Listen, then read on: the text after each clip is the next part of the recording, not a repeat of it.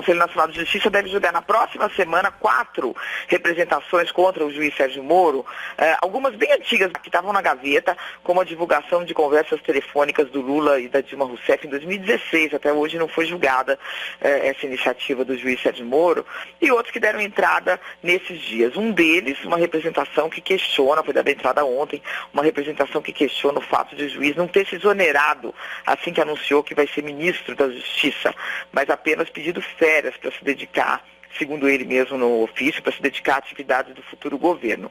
No entendimento de conselheiros do CNJ com quem eu conversei, seria ilegal um juiz fazer plano de governo ainda com a toga nos ombros, mesmo que ele esteja de férias. O corregedor Humberto Martins diz que vai analisar tudo em 10 dias, no máximo, para ser célere. Pelo que se conhece dos bastidores do CNJ, é possível que alguma providência seja tomada em relação a uma das 4 representações apresentadas. Tem aquele caso lá do desembargador Favreto, que mandou soltar o Lula e o Moro telefonou para a polícia para dizer que não podia soltar, estava de férias também na época. Tem esse dos grampos, tem os encontros que ele teve com Paulo Guedes ainda na campanha eleitoral, já conversando sobre a possibilidade de ir para o governo, e esse das férias. Enfim, é possível que alguma providência seja tomada, mas nada mais grave, assim, nesse começo ou nesse período ainda entre a eleição e a posse. Dos 15 conselheiros do CNJ, muitos se mostram incomodados com atitudes do juiz, passadas e presentes, mas não haveria hoje no Conselho uma maioria para uma sanção mais grave, algo mais drástico, não, como eu disse, nesse momento de lua de mel aí entre o governo e parte da opinião pública.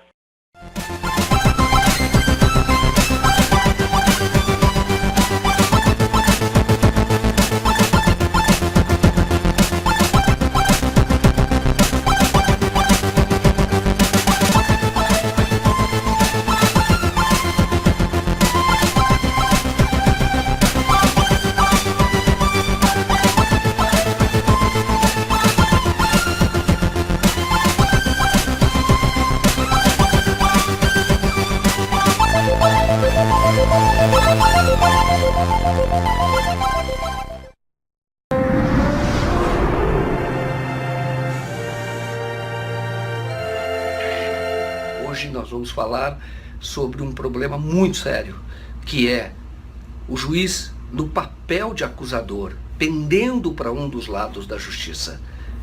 Qual a consequência disso para a nossa sociedade? A Constituição de 88, ela fez um desenho institucional separando muito bem as funções de investigar, acusar, defender e julgar.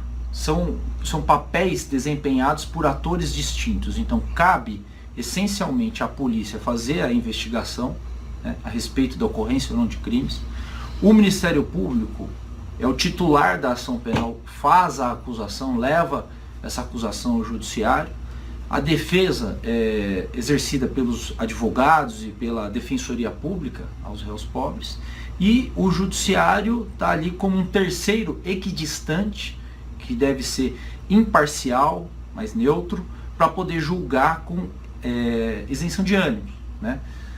Fora disso, qualquer exercício de um papel por um ator diferente quebra esse desenho institucional, quebra a harmonia que deve existir num processo, cada um exercendo o seu papel. Então, a partir do momento em que, por exemplo, um juiz que deve ser um terceiro equidistante, que não deve tomar partido por nenhum dos lados, se arvora em, por exemplo, fazer o papel de acusador, algo que é típico de um acusador, por exemplo, buscar a prova, certo?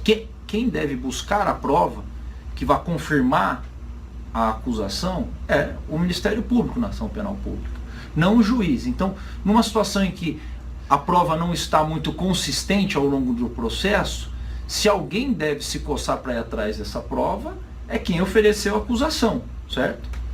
Quando o juiz começa a fazer isso, ele está saindo dessa sua posição equidistante e está tomando um partido. Para o sujeito que está sendo acusado, para a defesa que está ali fazendo o seu papel de confrontar essa acusação, qual é o recado que se passa? de que você não vai ter um juiz imparcial ao final. Porque quem toma partido, quem toma lado, já escolheu uma das versões. Esse é um problema que se vê em muitos processos na Lava Jato, por exemplo, nas audiências, para poder fazer inquirição das testemunhas ou interrogatório dos acusados, né? Só que qual que é a grande dificuldade que há para a defesa disso ser reconhecido? Não é algo muito simples de se observar, principalmente para quem é alheio ao dia a dia dos processos, alheio ao dia a dia dos tribunais. Então, quando um juiz começa a fazer pergunta que o Ministério Público não fez, procurando esclarecer um ponto que não havia sido abordado anteriormente, ampliando, né, o objeto da acusação, na realidade ele revela implicitamente que ele está tomando esse partido. Mas não é, repito, não é algo simples de o público leigo perceber. Quem atua no dia a dia de um processo reconhece isso, percebe. E a lei também reconhece e veda isso. A lei coloca de maneira muito clara que quem deve fazer perguntas, por exemplo, às testemunhas, são as partes, o Ministério Público e a defesa. E ao juízo só é reservado fazer perguntas sobre algum ponto já abordado anteriormente que não tenha sido esclarecido. Pergunta complementar. É muito claro nesse sentido. A lei fala, artigo 212 do Código de Processo Penal, o juiz só pode fazer pergunta complementar sobre algo que não foi esclarecido. Quando o juiz amplia aquilo que estava sendo discutido anteriormente, abordando outros aspectos, o que ele está fazendo na verdade? Ele está tomando o papel que caberia naturalmente ao acusador, ao Ministério Público, e se afastando daquele dever de imparcialidade que lhe cabia, né? O resultado disso, inevitavelmente, é que na sentença vai haver uma condenação, porque aquele juiz já fez um pré-julgamento a respeito dos fatos. Em alguns casos, na Lava Jato, você já vê esse pré-julgamento no início do processo, no momento de recebimento da denúncia. Na realidade, você tem ali um julgador que já tem sua pré-concepção a respeito daquilo que vai ser discutido. Nesse tipo de situação, o que o processo se torna? Uma mera formalidade.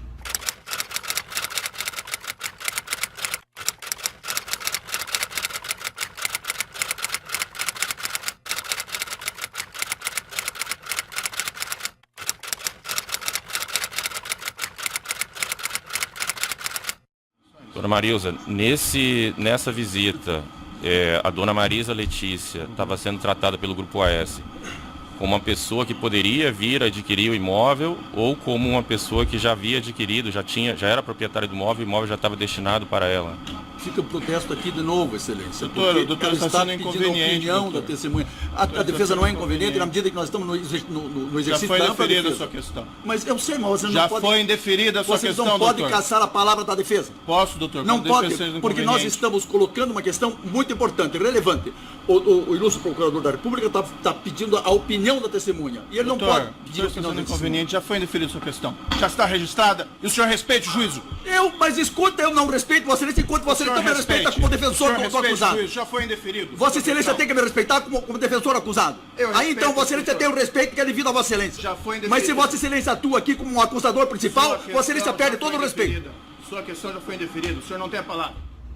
E a sentença que vai resultar desse processo não vai ser uma sentença legítima. Porque não somente o acusado e sua defesa, como a população em geral, sempre vai olhar para essa sentença e vai pensar, vai ter a seguinte interpretação: é a sentença proferida por um juiz parcial. O julgamento não foi justo.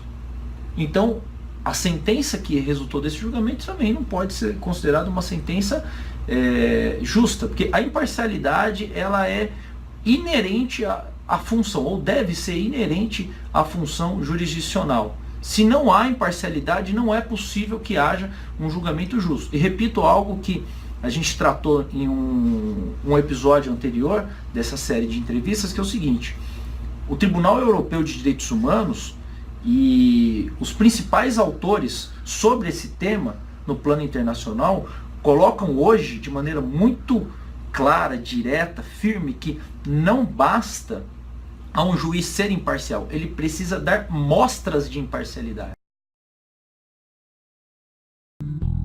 Nesse momento em que, em boa hora, o PMDB do Temer resolve desembarcar do governo, vale a pena voltar à lista da Odebrecht, a planilha com 316 nomes. É uma lista que o juiz Moro imediatamente mandou esconder logo depois de divulgada. E lista da qual os procuradores da República do Janot, a República do Janot, não querem nem ouvir falar. É porque essa lista aqui, segundo eles, não dá para distinguir o que é uma contribuição legal de uma contribuição ilegal. Agora, quando as listas só tinham o nome de petistas, aí tanto faz. Não interessa se não era possível distinguir o legal do ilegal. Uma aula pública sobre a sentença do juiz Sérgio Moro contra o ex-presidente Lula reuniu uma grande plateia em Brasília. Juristas respeitados, como o ex-ministro da Justiça, Eugênio Aragão, acusaram Moro de partidarismo ao condenar o ex-presidente sem provas. Veja na reportagem de Welson Kalinowski.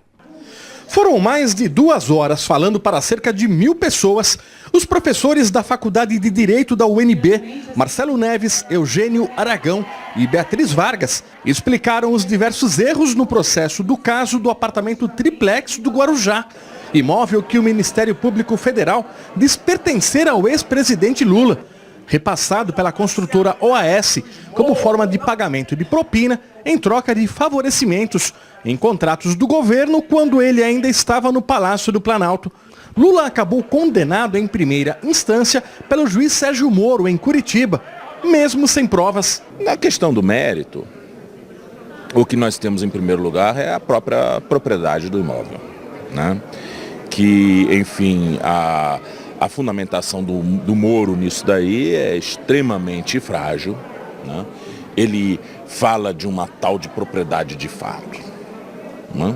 Quando a gente sabe que propriedade imobiliária só se dá com a transcrição no registro imobiliário. O principal elemento de prova no qual o juiz Moro se baseia para chegar às conclusões condenatórias é a fala de Léo Pinheiro. Todos os demais elementos são retalhos, são detalhes que foram todos costurados em função dessa fala. E, portanto, não se pode condenar sem que haja o ato criminoso ou a omissão criminosa. E esse ato criminoso ou omissão criminosa não está provada. Os juristas entendem que todo o andamento do processo, baseado em teorias e convicções, teve e ainda tem natureza político-partidária. Tem segmentos da justiça, alguns quadros do Poder Judiciário, alguns deles nas cúpulas, outros não, que tem feito de sua atuação funcional uma atuação na cena política direta. O ex-ministro Eugênio Aragão entende que há sinais claros de que as acusações contra Lula serão mantidas no julgamento em segunda instância na próxima quarta-feira em Porto Alegre. Os movimentos que vêm de Porto Alegre, principalmente do presidente do tribunal e do próprio relator, com a sua pressa em pautar esse processo, passando à frente de outros processos, mostram que nós não estamos diante do exercício comum da jurisdição. É um ponto fora da curva. Olá, venho aqui trazer alguns aspectos importantes do recurso do ex-presidente Lula, que será julgado no dia 24 de janeiro pelo Tribunal Regional Federal da 4ª Região, em Porto Alegre. Primeiro aspecto, competência. Os procuradores escolheram o juiz Sérgio Moro como juiz da causa, mediante a afirmação na denúncia de que o triplex teria sido pago com base em recursos provenientes de 3 contratos específicos firmados entre a construtora OAS e a Petrobras. Nós, da defesa, sempre mostramos que não havia nenhuma prova de que valores da Petrobras estavam envolvidos no caso e pedimos para que a ação penal fosse distribuída para um juiz de Brasília ou do Guarujá. Veja, no entanto, o que disse o próprio juiz Sérgio Moro ao julgar os nossos embargos de declaração. Esse juízo jamais afirmou, na sentença ou em lugar algum, que valores obtidos pela construtora OAS nos contratos com a Petrobras foram utilizados para pagamento de vantagem indevida para o ex-presidente. Essa afirmação é do próprio juiz Moro e deveria gerar 2 consequências jurídicas. Primeira, o reconhecimento da nulidade de todo o processo, pois a ação foi processada e julgada perante um juiz sem qualquer relação com o caso, como sempre afirmamos. Segundo, o eixo central da acusação, que é o afirmado uso de valores desviados da Petrobras para viabilizar a entrega da propriedade do triplex para Lula e para a realização de reformas no imóvel, não subsiste e a sua inocência deve ser reconhecida. Segundo aspecto, o cerceamento de defesa. O juiz Sérgio Moro negou à defesa de Lula a realização de provas durante a ação. Dentre as provas requeridas e negadas está a realização de prova pericial contábil financeira com base no artigo 158 do Código de Processo Penal para verificar, primeiro, de quem é a propriedade do apartamento triplex e segundo, se este apartamento está vinculado a operações financeiras com um fundo gerido pela Caixa Econômica Federal. É preciso lembrar que durante a ação demonstramos, com base em documentos, que este apartamento foi dado em garantia pela OAS a uma operação financeira realizada com um fundo da Caixa Econômica Federal. E a OAS, em razão disso, somente poderia dar este imóvel a alguém se tivesse feito o pagamento do valor correspondente em uma conta específica da Caixa Econômica Federal, o que jamais ocorreu. A negativa dessa prova é outra situação que deverá motivar o reconhecimento da nulidade do processo, pois em toda acusação que envolve crimes que deixam vestígios, é fundamental a realização da prova pericial, que, eu repito, foi negada nesta ação penal. Terceiro aspecto, condenação com base em versão criada pelo juiz. A condenação do ex-presidente Lula está baseada em versões diferentes daquelas que constam na denúncia e sobre as quais o ex-presidente Lula se defendeu ao longo da ação penal. Vejamos, qual a questão central da denúncia? A de que vantagens indevidas provenientes de 3 contratos específicos firmados entre a construtora OAS e a Petrobras teriam sido dirigidas ao ex-presidente Lula. O próprio juiz Sérgio Moro havia afirmado no início da ação que o objeto da denúncia é determinado e relativo a 3 contratos. No entanto, ao complementar a sentença, julgando os embargos de declaração que nós apresentamos, o juiz Moro admitiu que não há envolvimento de valores da Petrobras no caso. Disse ele, este juízo jamais admitiu, na sentença ou em lugar algum, que valores obtidos pela construtora OAS nos contratos com a Petrobras foram utilizados para o pagamento de vantagem indevida para o ex-presidente. Ainda sobre este item, vejam que a denúncia sempre trabalhou com a hipótese de que a OAS teria transferido a propriedade do triplex para o ex-presidente Lula. Diz a denúncia, os valores utilizados pela OAS para transferir a propriedade da cobertura triplex 164A do condomínio Solares para Lula e Marisa Letícia advieram de recursos públicos auferidos ilicitamente pela consultora OAS em contratos firmados com a administração pública, incluindo a Petrobras. A sentença, no entanto, sai totalmente desse trilho. Diz que o apartamento 164A teria sido atribuído ao ex-presidente Lula. O que significa atribuir um apartamento a alguém? Essa situação jamais foi discutida na ação penal e sequer faz parte da própria situação relativa à propriedade. O juiz, portanto, usou de uma versão absolutamente diferente daquela que foi apresentada pelo Ministério Público na denúncia. E essa também é uma situação apta a gerar a nulidade de todo o processo. Quarto aspecto, a ausência da prova da culpa e descarte da prova da inocência. O ex-presidente Lula foi condenado pelos crimes de corrupção passiva e lavagem de dinheiro. Para que essa condenação fosse possível juridicamente, o juiz deveria ter demonstrado na sentença, o que não ocorreu, que, primeiro, Lula, na condição de funcionário público, ou seja, de presidente da República, teria praticado ou deixado de praticar atos específicos para beneficiar a construtora OAS e, contrapartida, teria solicitado e recebido a propriedade de um apartamento triplex, além de reformas feitas nesse imóvel.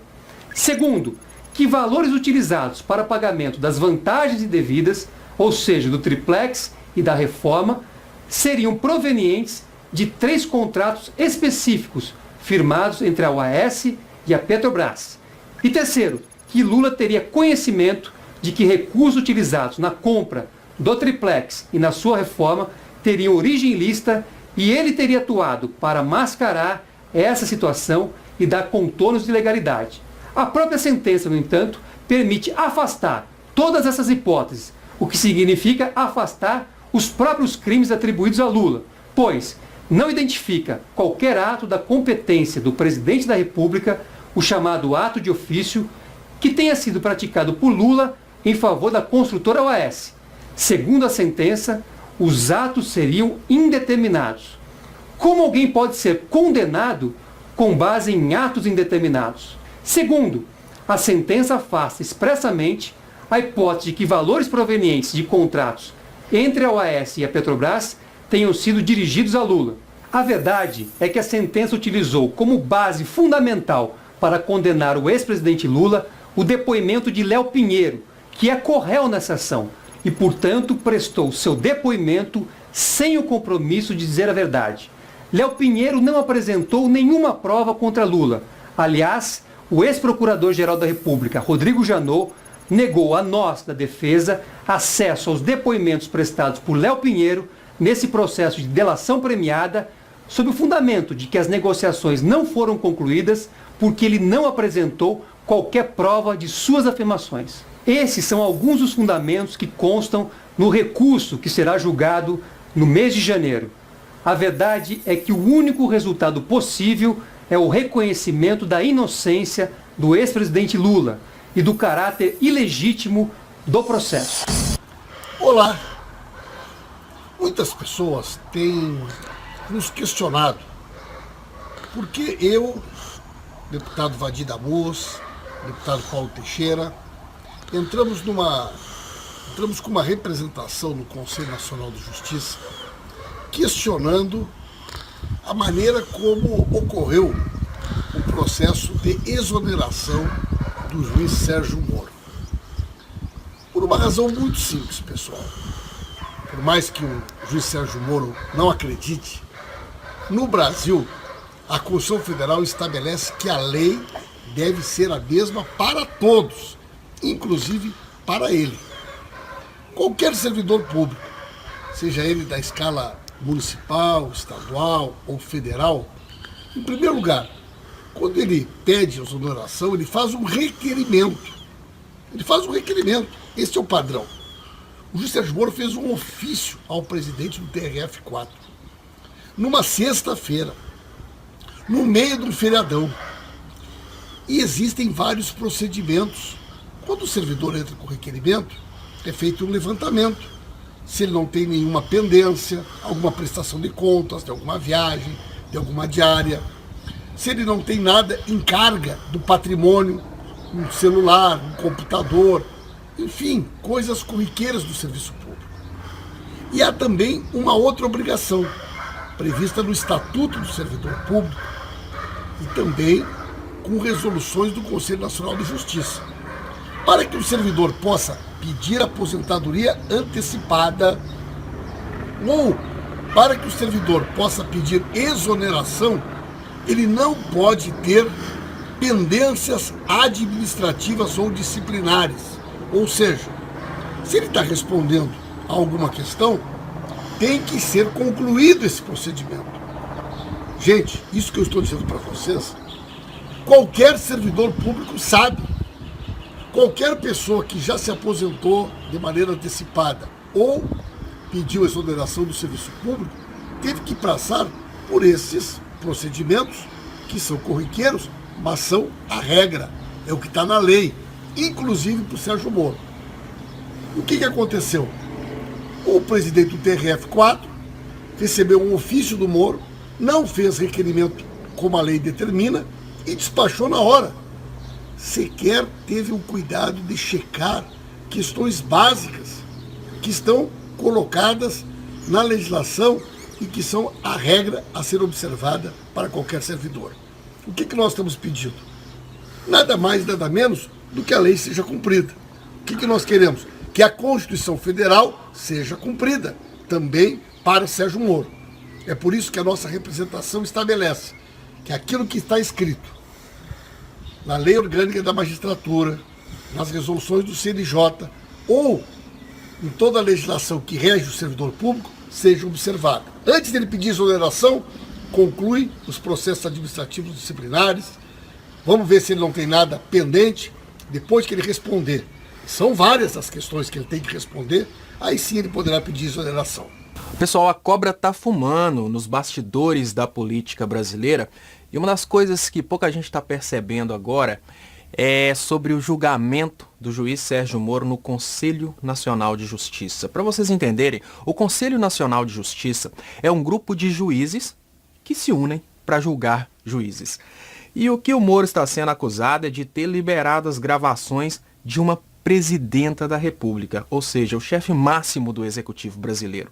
Tem muita gente que vibrou com o acontecimento, mas agora eu gostaria que você pensasse da seguinte maneira: será que faz sentido um juiz de primeira instância, ou seja, um juiz que tecnicamente deveria julgar pessoas comuns, expor o expoente máximo da política brasileira, ou seja, o chefe do Estado brasileiro, para o mundo inteiro através de uma gravação? O resultado desse tipo de coisa não foi só a desestabilização política que a gente sofreu, que culminou num golpe de Estado, não. O resultado disso foi o Brasil perder moral no mundo inteiro, as empresas brasileiras perderem moral, o Brasil cair na Bolsa de Valores, a Petrobras despencar. Tudo isso aconteceu depois que a presidenta da República foi exposta por um juiz de primeira instância. Uma coisa que poucas pessoas do Brasil sabem é que naquele momento em que o circo estava pegando fogo e muita gente estava tentando apagar com gasolina, vários juízes se posicionaram contra o golpe. E esse mesmo CNJ, Conselho Nacional de Justiça,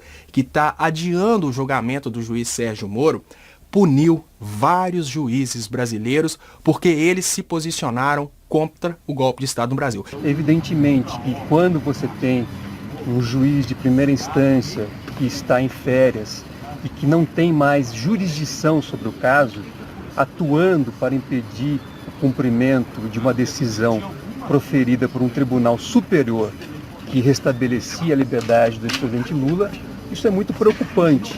Isso é incompatível com o devido processo legal, com a garantia do juiz natural e reforça aquele aspecto de que o ex-presidente Lula não teve direito a um julgamento justo, imparcial e independente, porque ele foi julgado por alguém que tem interesse no desfecho do processo, alguém que se mostra interessado, inclusive, em manter o ex-presidente Lula preso a despeito dele não ter praticado qualquer crime. Deputados da Comissão de Direitos Humanos da Câmara acreditam que o depoimento do ex-advogado da Odebrecht, Rodrigo Tacla Duran, pode mudar o resultado de julgamento da Operação Lava Jato.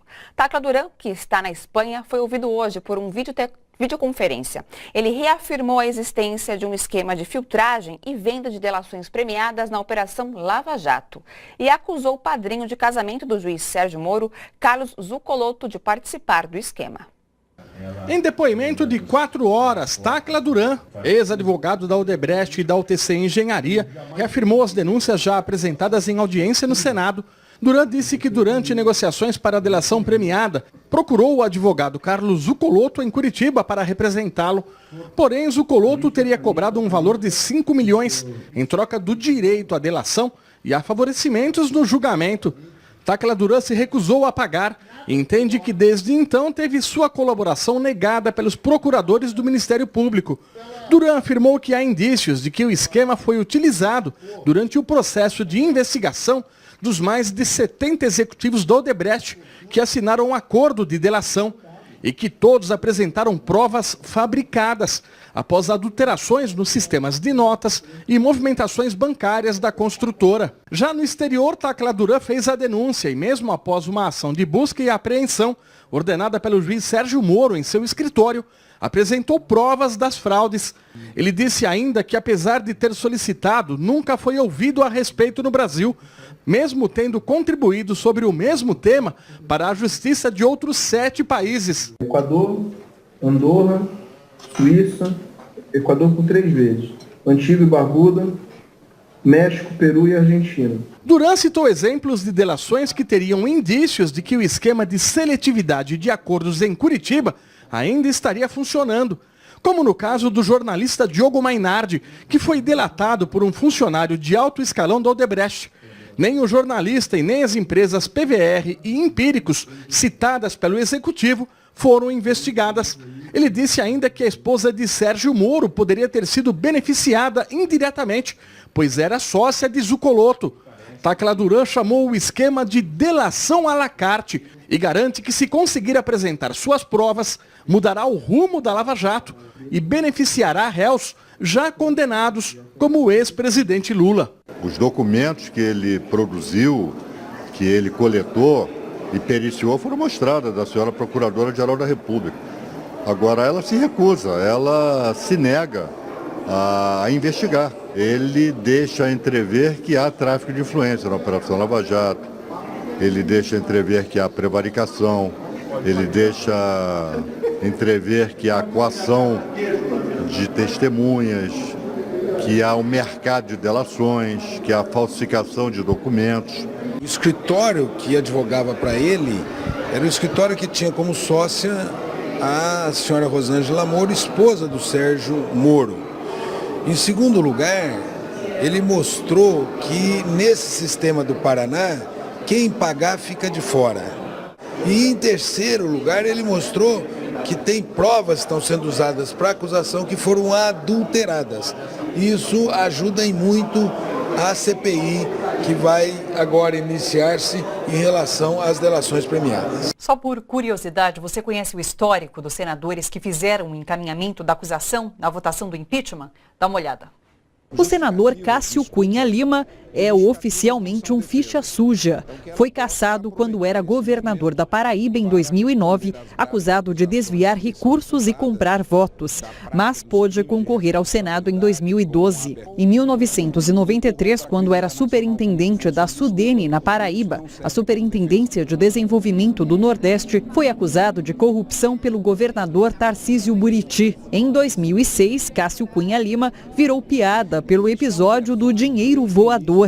Na campanha eleitoral, os assessores dele jogaram dinheiro vivo e documentos pela janela do comitê para não serem pegos em flagrante por fiscais da Justiça Eleitoral que chegavam para investigar compra de votos. Esse processo contra Cunha Lima foi cair nas mãos de um juiz chamado Sérgio Moro e ficou parado. Absolutamente nada aconteceu.